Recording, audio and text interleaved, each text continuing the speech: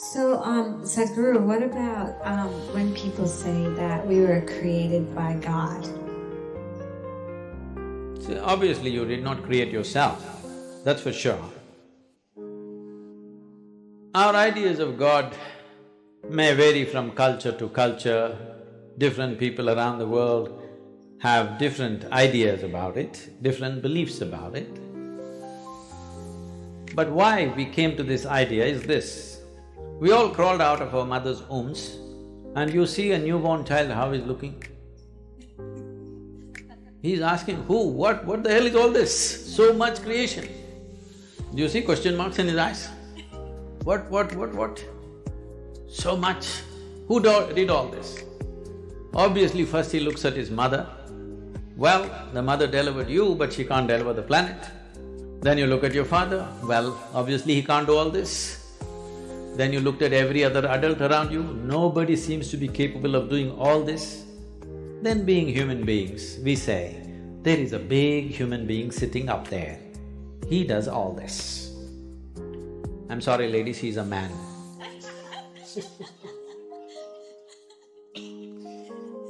Because we are human, we are thinking a big human is up there. But it's a fact that we did not create this, isn't it? Neither this nor this. We did not create this, we meddled with it. We meddled with it, we muddled with it, but we did not create it, for sure.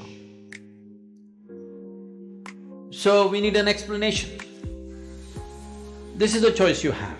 Do you need an explanation or are you willing to explore? If you explore, you will come to one kind of situation within yourself. If you come to agreement with some explanation that somebody gives you, the only choice is either to believe it or disbelieve it. If you believe it, you will become confident. It'll not bring any clarity, it'll bring you confidence. If you disbelieve it, you will be confused. If you're joyfully confused, it's very wonderful. But most people don't know how to handle their confusion joyfully. When they get confused, they make themselves miserable. But the most wonderful thing in human intelligence is to recognize what you do not know as you do not know. Everything that you do not know, you believe. This is a serious problem. We have done terrible things to each other simply because I believe this, you believe that. Continuing to do it even now, isn't it, across the world? Because I believe one thing and you believe something else. Now if I let you live, my belief will suffer. The best thing is you're dead. Yes because you believe something else is the truth and I believe something else is the truth, now both of us can't live in one place. We can pretend for some time. When it comes to real issues, we can't be in one place. Why is it it's so difficult? If you really have a working intelligence, you must be able to see what I do not know as I do not know, isn't it? Is it not very human and very wonderful to see, what I do not know, what's the big deal about it? If you see I do not know is an immense possibility. Only when you see I do not know, the possibility of knowing becomes a reality. If you see I do not know, the longing to know, the seeking to know and the possibility of knowing becomes a living reality. Everything that you do not know, you believe. You have to be only among your kind. If you are with another kind of people, either they should not exist or you should not exist, that's all it'll lead to. So this is something that we have to come to, because human intelligence is at its best when it does not know. If I just think I know, I will become stupid because I have my conclusions about everything. If I see I do not know, intelligence is full on, isn't it? You want to keep your intelligence in a working mode or an off mode? You saving it for another place? No, I want to know because it looks like that.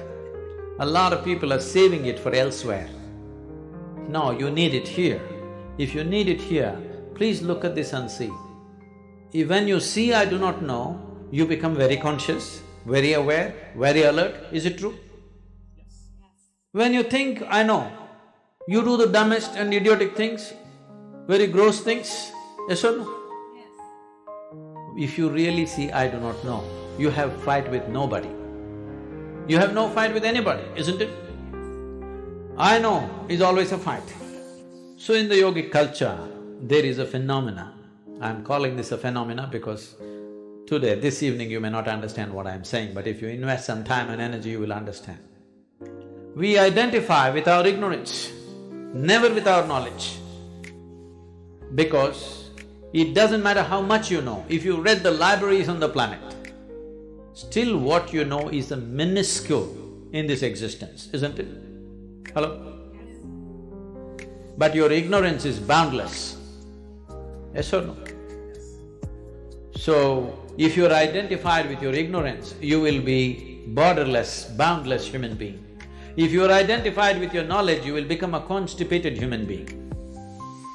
Constipated means it happens little by little. This is how life is happening right now. Little by little it is happening. It is not happening in a beautiful way. It is little by little. We have to strive to find one moment of joy somewhere. We have to do so many things to experience one moment of ecstasy. If you want to just live here, drenched with nameless ecstasies going on in every cell in your body, every moment of your life, then you must identify with your ignorance. You must come to terms with your ignorance. If you come to terms with your ignorance and pay enough attention, if you're ignorant, you naturally pay attention, isn't it? If you pay enough attention, you will see with all this scientific knowledge that we have, we still do not know one atom in its entirety. We know how to use them, we know how to break them, we know how to fuse them, we know how to make them explode, but we don't know what the hell it is even today, yes or no? So if you pay enough attention, you clearly realize you don't know a thing.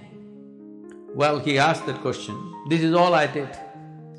When I was just 4.5 years of age, I suddenly realized I don't know a thing. So if somebody gave me a glass of water, I'm just looking at the water because I do not know what is water. Well, I know how to use the water, but I don't know what it is. Even today you don't know what it is. If I find a leaf, I'm staring at it for 4 or 5 hours. If I sit up in my bed, I'm just staring at the darkness for the entire night. My dear father, being a physician, he started thinking I need psychiatric evaluation. So this boy is simply staring at something all the time. My problem is I look at this, I still don't know this, so I'm not able to shift my attention to anything else. If I look at this, I'm just looking at this because I've still not figured this out. So if you pay enough attention, this universe opens its doors only to those who pay enough attention. Whichever door has been opened for you in your life has opened because you paid attention to that dimension of life, yes or no? That's the only way it works. Now, if your attention is such, it is not seeking anything, but it's simply attentive. It pays attention to everything. It does not decide an elephant is more important than an ant. It just pays attention to everything because this is the nature of creation. If you look at an ant, have you paid enough attention to an ant ever? I spent a lot of time with them. Believe me, it's one of the finest machines on the planet. Yes or no? If you had a car like this, you could do all the California deserts effortlessly. It's such a fine machine, it's not a simple thing. If you pay enough attention to the ant, you will realize whatever created this ant, it did not pay any less attention to the ant than it paid to you. Yes or no? Then who the hell are you to decide who should get more attention and less attention? It is just that you have to sharpen your ability to pay attention, not to any particular thing, to simply pay attention. If you pay enough attention, is it true this body, though you gave food from outside, this body was created from inside? Yes? So whatever is the source of creation must be functioning from within you, isn't it? Is it? So, when you don't know what is the nature of the source of creation, you may use in English language, in India we have many words. In this part of the world, you may call it God. It's just your explanation for the source of creation, isn't it? Because you have no explanation for the creation, you saying, God made this. We have 1,000 names for that, all right? But fundamentally, we are trying to explain the source of creation. Is it true in your experience, the source of this life's creation is functioning from within you? If it's functioning from within you, if it's somewhere up there and you missed it, it's okay. If it's happening from within you and you missed it, isn't it a tragedy? Hello? If the source of creation is throbbing within you and you did not notice it, are you not a tragedy? So my entire life and work is to just avoid the tragedy for people. Thank you. Thank you very much.